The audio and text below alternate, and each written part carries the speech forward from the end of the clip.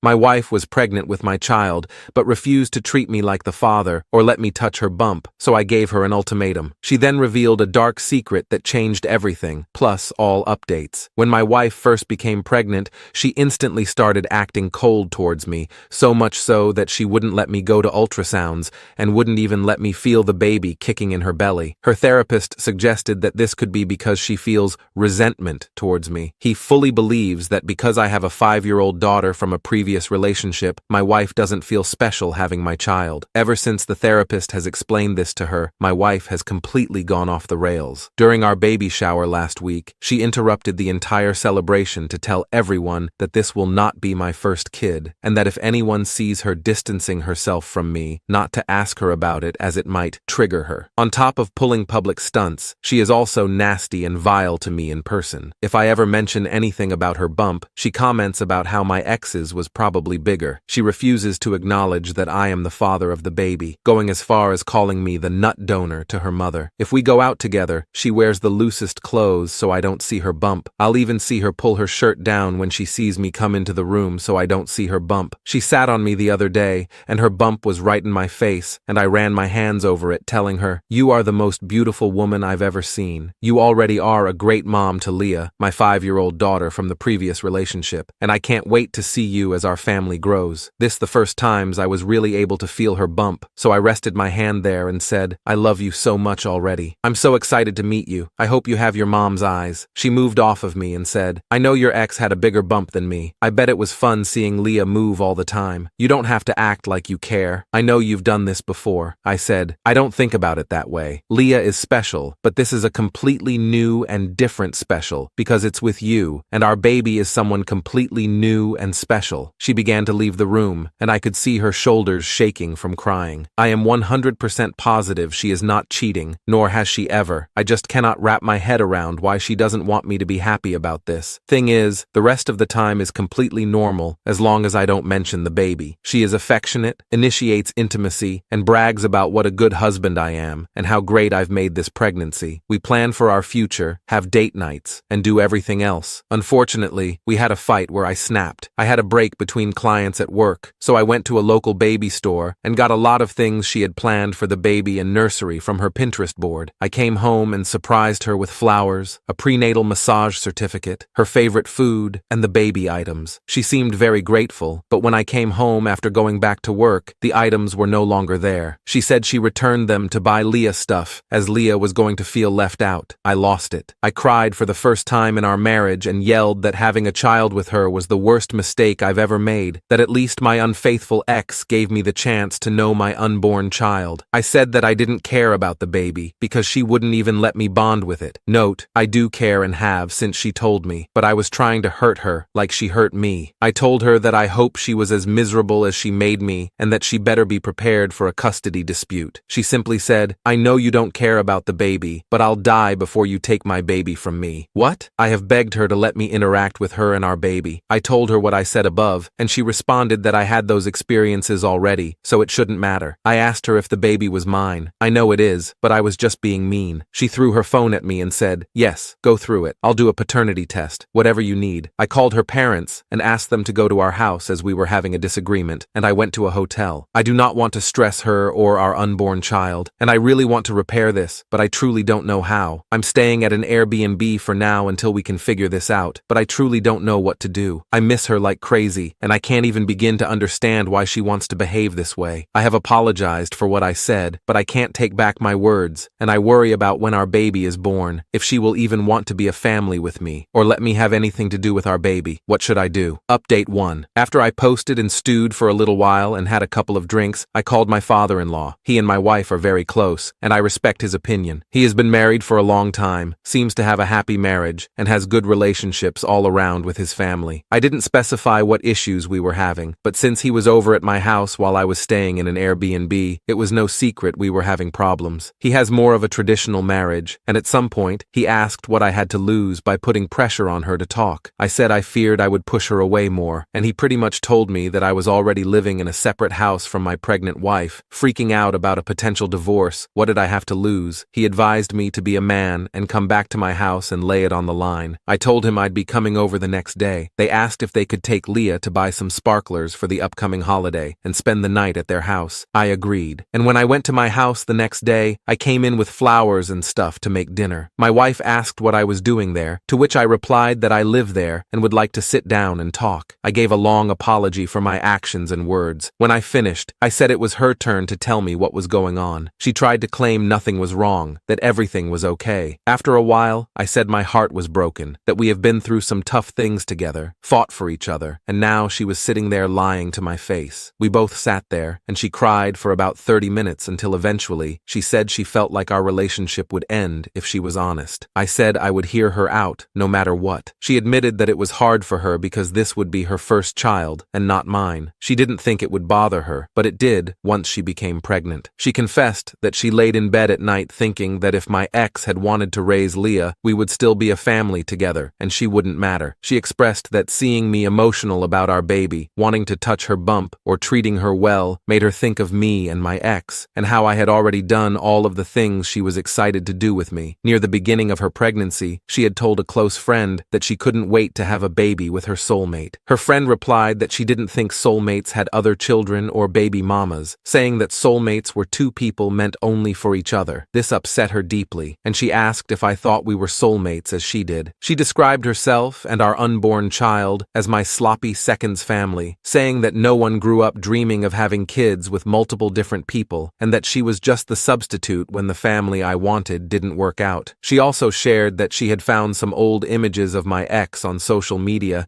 and couldn't stop comparing her pregnant body to hers. She feared the baby wouldn't be an equal to Leah in my eyes. It worried her when I would ask what she thought the baby would be like, wondering what would happen if the baby were disabled, didn't like to do the things we enjoyed as a family, or if the baby and Leah didn't like each other. She said that at one point, she found herself wishing I had never had Leah, so she wouldn't have to worry as much. That's when she knew she had to really put in the extra effort to maintain a relationship with Leah. She feared that between work and Leah, I wouldn't have time for a bond with the baby. She read articles online about fathers not bonding with their children until they were able to do things with the family, and that concern weighed heavily on her. When I did try to bond with the baby, she worried the baby wouldn't live up to Leah. I have never been shy about saying how much being a father means to me, and how raising Leah has been the highlight of my life, along with marrying my wife, and now having our child together. She said it was initially what made her confident in marrying me, and excited to have a big family with me, but now she constantly wondered if her pregnancy and this baby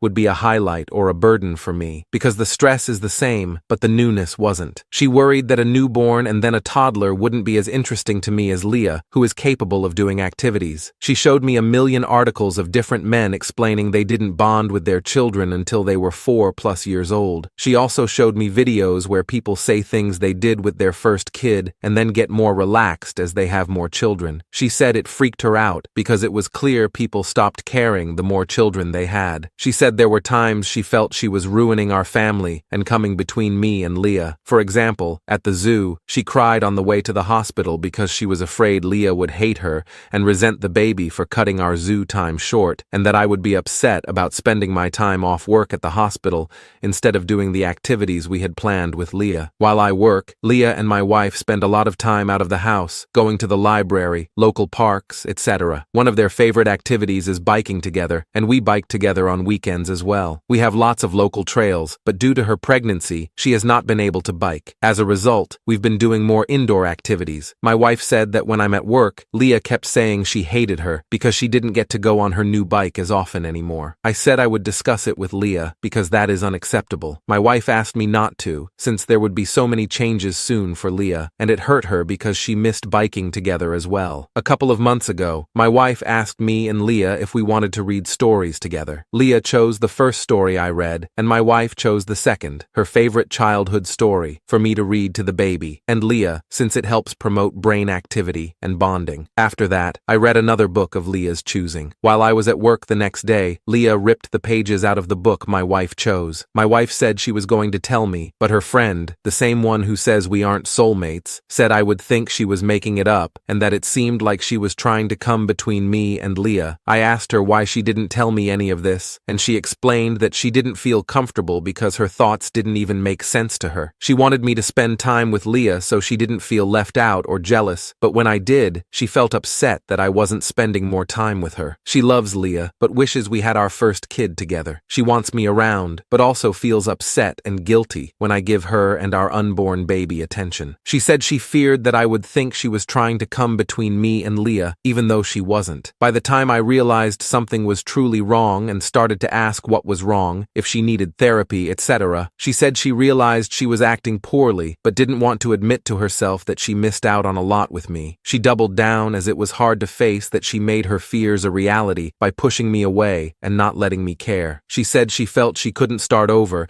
and that her first pregnancy was a somewhat bad experience because of her own actions. At this point, I realized how terrible I had been. I apologized for making her feel like she couldn't come to me about anything. She said when she researched her feelings, she found a bunch of forums where people were calling the posters evil for their feelings about their stepchildren, and she feared I would feel the same. She said if I had told her I felt about Leah the way she felt about Leah, it would make her angry and upset, so she couldn't see how I wouldn't feel the same. We both cried for a long time. I tried to reassure her. I told her how much I loved her, how excited I was, that she was the family of my choosing and my soulmate, and that the universe knew that Leah and I needed her, which is why circumstances allowed us to be a family. She apologized for the way she treated me and said she wanted to make it right. She said she had wanted to apologize when I was beginning to have my meltdown, but was surprised when I yelled, and she realized she might have messed up beyond repair to get that reaction from me. We continued to cry for a long time, and she asked if I wanted to feel the baby. Of course, I said yes, and we cried even more. It turned out to be a great evening. I knew things were turning around when she woke me up by whispering, "Baby wants blueberry pancakes." That's Saturday. I don't think I've ever prepared pancakes so fast. I couldn't keep the smile off my face. We ended up going to a pool party a few days later, and she let me choose her swimsuit, a big deal for someone who only wore baggy clothes around me. We took family pictures, and the universe was clearly on my side because on the way home, she asked me to feel her belly, and our baby was hiccuping, something I had never felt before,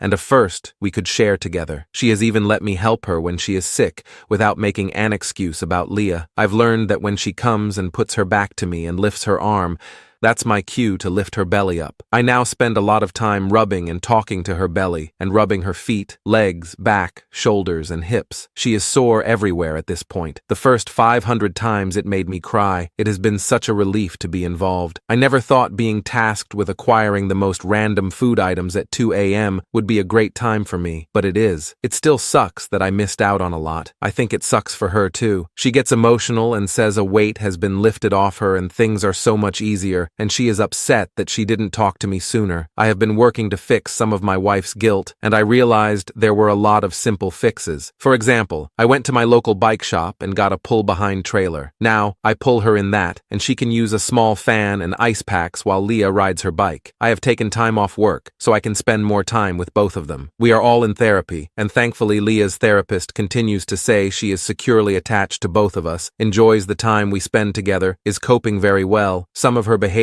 was due to another situation, which we have resolved, and she is excited to be a big sister. My wife was terrified that maybe Leah could sense her attitude shift, but her therapist says that Leah only has one complaint about my wife, that she forgot her candy one time, and then it took 32 whole minutes for the store to deliver it. My wife is in therapy, working to overcome the negative feelings she has. That is pretty much where we are now. We are getting very close to baby time, and working hard to finish preparing. My wife still needs reassurance, and there are a lot of times she brings up my ex. I've found that bringing up our first helps. For example, when she asks about certain things and how they were for me, I'll say, "I don't want to talk about that," and steer the conversation to us. I remind her of our first house, our first vacation, our first kiss, and our first date. I tell her about moments that made me fall more in love with her. I also bring up special memories involving her and Leah, like, "Do you remember when you and Leah made me so and so?" That is still one of my prized possessions. It upsets me that my wife suffered for so long. I believe that saying it out loud